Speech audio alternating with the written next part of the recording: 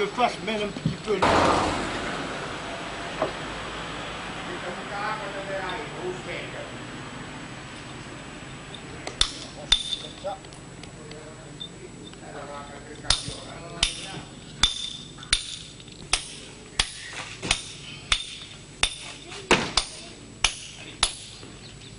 Tu veux venir le soir aussi, en prendre quelques-unes.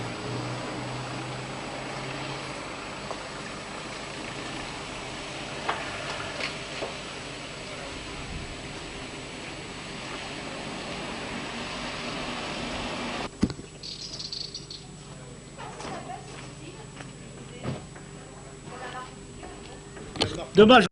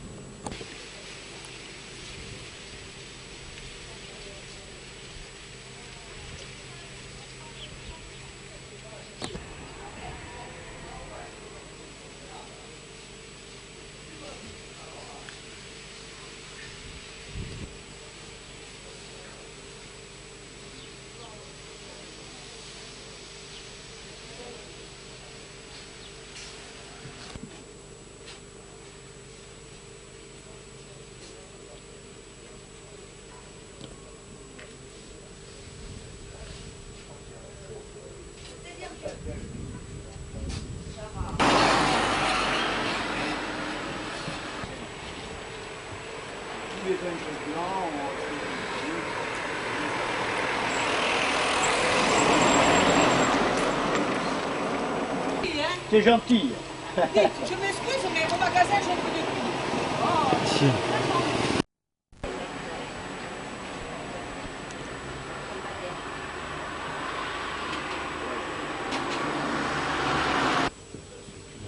Et en haut, qu'est-ce que vous allez faire? Ben là-haut, ça représente un petit peu les aiguilles de bavet. Ça va rester tel quel. Là, qu'est-ce qu'il vous reste à faire? Il faut tout affirmer là-dedans. Vous allez faire la magazine.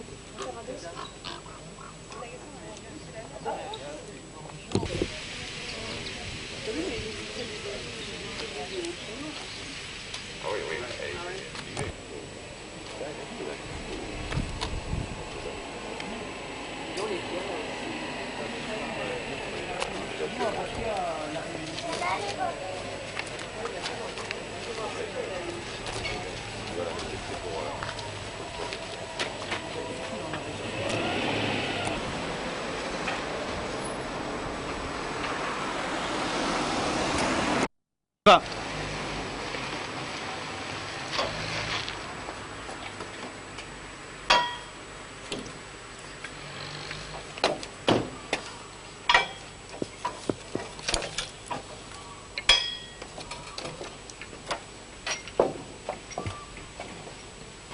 Oh, tu veux que je chevauche ça?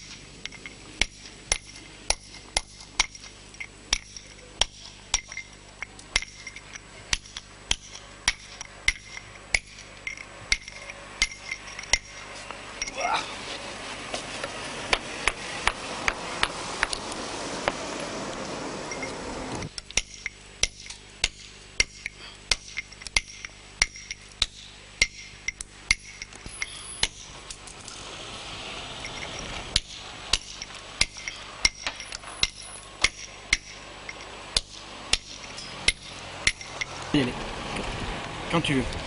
Alors de ces blocs de granit vont sortir dans quelques jours des pièces monumentales destinés à des villes. Ce sont des monuments aux morts que vous venez de créer. Des monuments commémoratifs. Commémoratifs. Bon. Je voudrais vous demander comment naît une œuvre d'art dans un bloc de granit. Est-ce que vous partez d'un dessin ou est-ce que vous essayez de jouer de la pierre ou du matériau? Comment ça se passe? Non, tout d'abord, on prépare une maquette, une étude. Bien entendu, le dessin fait partie de la composante. Mais les grandes lignes sont tracées dans la maquette, parce que la maquette sert ensuite pour faire tracer les grands détails de la sculpture et la mise au point, tant possible. Et à partir de là, si le bloc ne s'y prête pas trop, on essaye de s'adapter un petit peu, comment dirais-je, à la matière. Justement, est-ce que la matière, le matériau que vous utilisez à un moment donné, vous pousse à modifier votre maquette?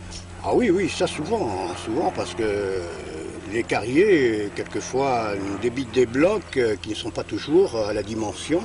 Alors il peut y avoir des petites modifications, mais les grandes lignes de la maquette sont préservées. Alors vous travaillez pour 3 villes en ce moment.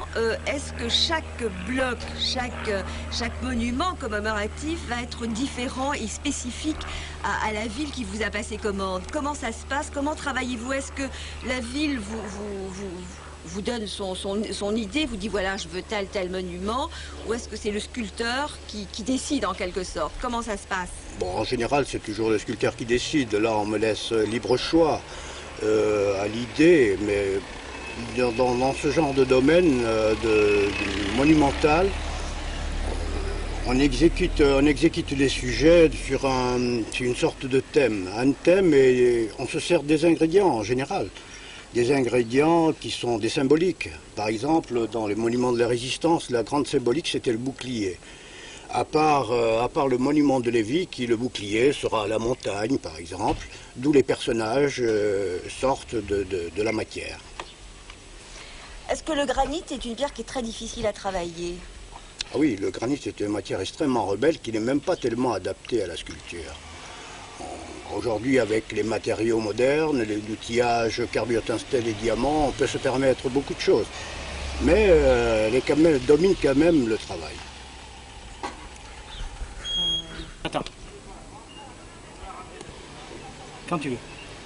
Eh bien voilà, les monuments représentés sont simplement des allégories.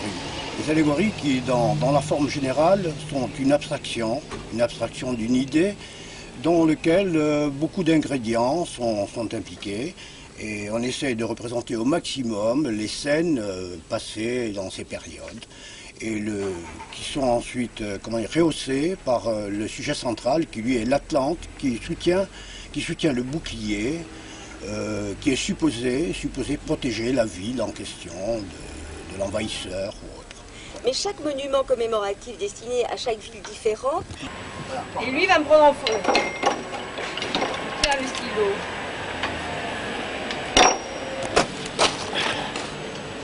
Arrête. Il est méchant. Il le fait exprès. Ouais, oh, il peut. Voilà, impeccable. Elle est championne du monde. Tu as vu un peu? Je vais vous voir. Voilà, très bien. Voilà, un pied sur la pierre. Voilà. Impeccable. Elle est contente. On y va. Moi je le laisse, hein, Vas-y. c'est ma question là. 2 monuments commémoratifs qui sont quand même différents l'un de l'autre. Est-ce que vous avez quand même utilisé la spécificité de chaque ville où seront installés ces monuments? Oui, tant que possible.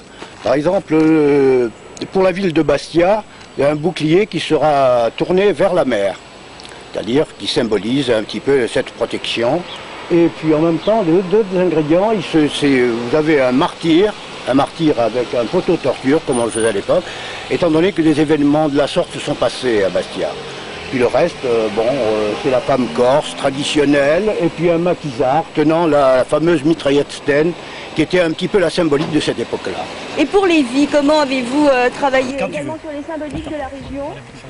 Vas-y, quand tu veux. Alors pour les vies, est-ce que vous avez également joué sur la symbolique de la micro-région de l'Altaro? Ben oui, disons qu'à Lévis se sont passés, disons à Altaroc plus exactement, se sont passés des événements de parachutage. Et j'ai essayé de représenter tant que possible ces scènes, c'est-à-dire une femme corse qui ramasse un parachute avec un conteneur supposé contenir des armes, puis un maquisard avec la fameuse mitraillette Sten symbolique de cette période. Et ensuite le rocher par lui-même qui représente un petit peu les aiguilles de Bavelle. Le granit, c'est ce que vous voulez dire. Quand tu veux. Alors pour réaliser ce type de monument, de sculpture monumentale, est-ce que vous ne vous heurtez pas à des blocs de granit? Est-ce que c'est facile pour vous de trouver des gros blocs de granit? Ben oui, tant que les exploitations fonctionnent, je peux me fournir de matériaux de granit rose. Par exemple, le granit rose de l'Hospédale, c'est le plus que j'affectionne, parce qu'il se travaille bien, il a une couleur qui s'adapte très bien, très lumineux et autres.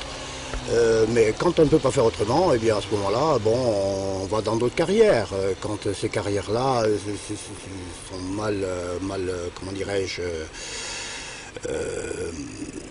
mal exploité à ce moment-là, ou que le matériau devient plus friable, il s'avère qu'il y a des veines où le matériau est plus friable, à ce moment-là, je suis obligé de prendre du matériau ailleurs, c'est tout. Alors vous avez joué ici sur deux sortes de granit, le granit rose de l'Hospédale et le granit gris de la région de Figaro. C'est volontaire?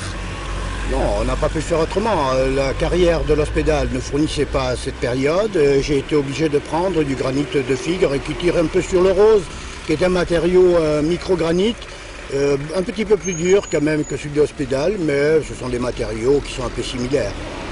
Combien d'heures de travail vous a-t-il fallu pour réaliser ces deux pièces aujourd'hui?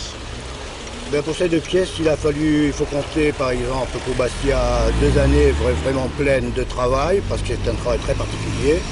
Mais pour les autres, il faut compter 5 à 6 mois. 5 à 6 mois de travail, par exemple, pour le monument de Lévis.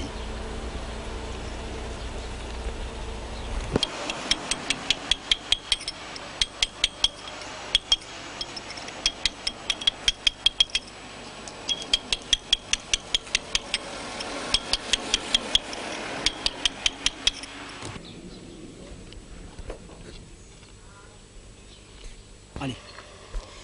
Noël Benardi, vous êtes en train de signer donc vos sculptures qui sont terminées, mais est-ce qu'une sculpture est véritablement terminée? Est-ce que vous n'avez pas quelques retouches à y apporter? Et voilà, lorsqu'on a plus ou moins établi les grandes lignes de la maquette, ensuite, bien entendu, on peut toujours aller plus loin. Mais il vaut mieux s'arrêter, et puis en même temps, c'est le matériau qui lui vous freine par sa dureté. On ne peut pas aller plus loin.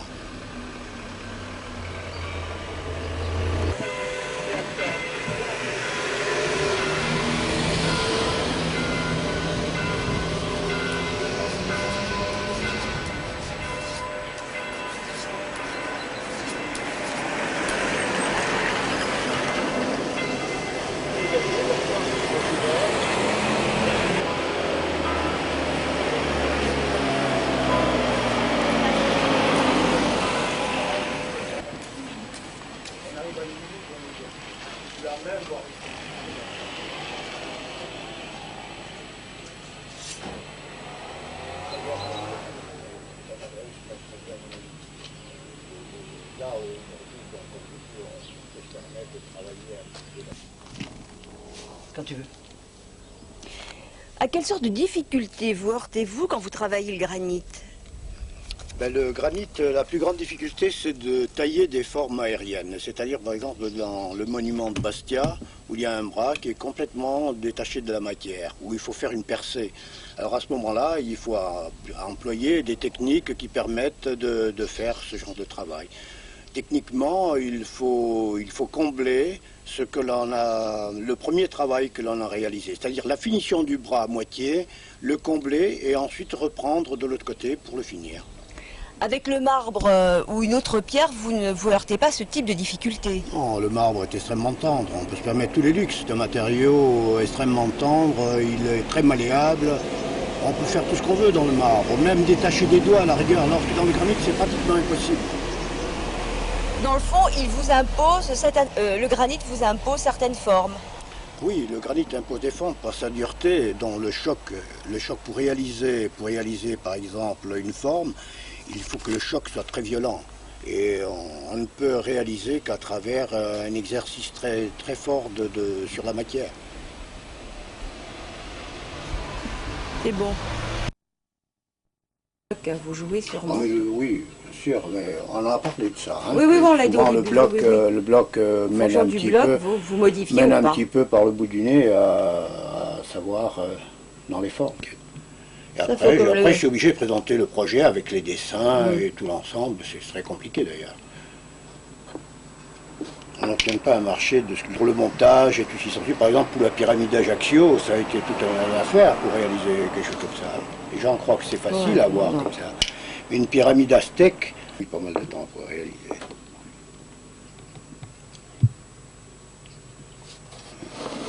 La pudeur, qu'est-ce qui vous l'avez commandé aussi? Hein, c'était ma première grande commande, comment c'est dire. C'était mon baptême en sculpture. C'était en quelle année? C'était en 64.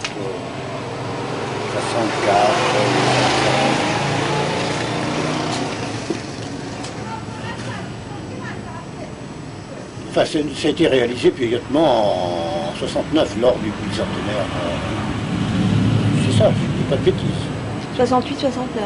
C'était lors du bicentenaire napoléonien, c'est ça, oui. Oui.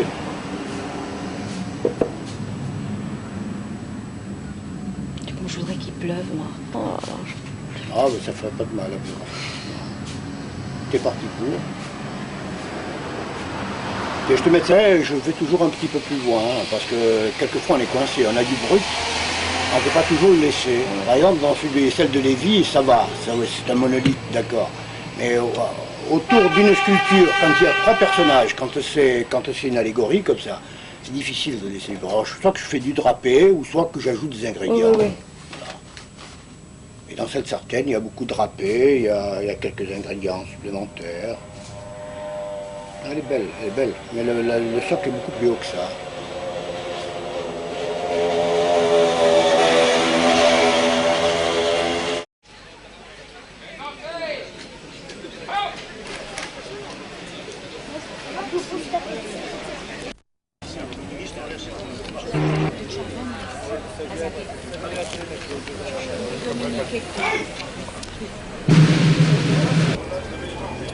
Ça fait un beau plan, Francis, hein?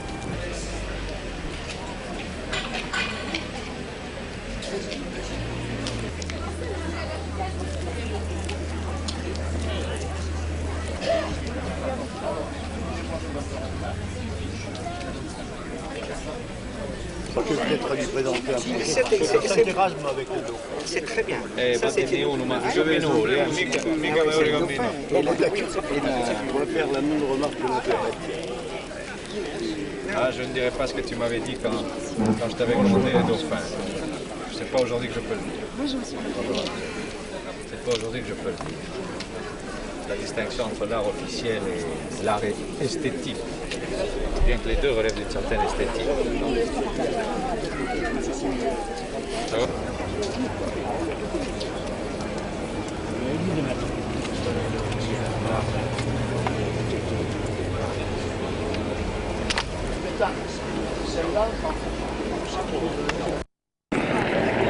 L'avion, l'hélicoptère est intéressant. Il arrive.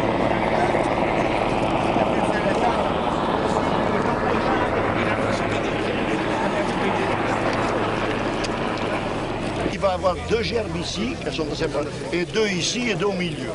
Pour ce comique, hein. Comment je vais faire? Bon, le jeune homme, il parle bien, lui. Moi, c'est comme ça que ça doit être.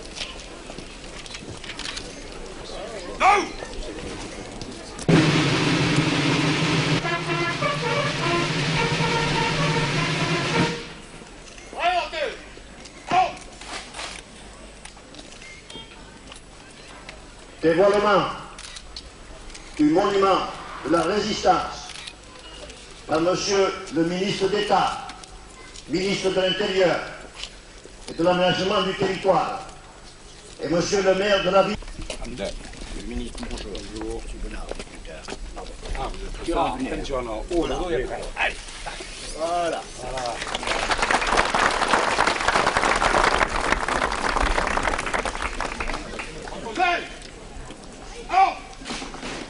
Bénédiction du monument par Monsieur l'archipel Pinelli.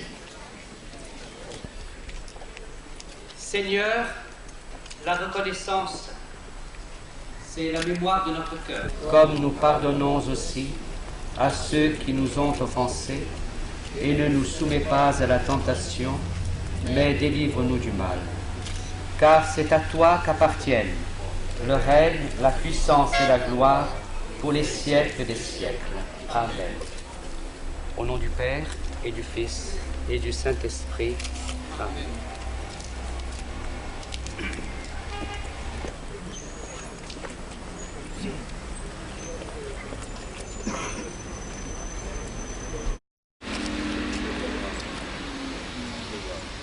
Des projets par Monsieur le Président de l'Assemblée de Corse.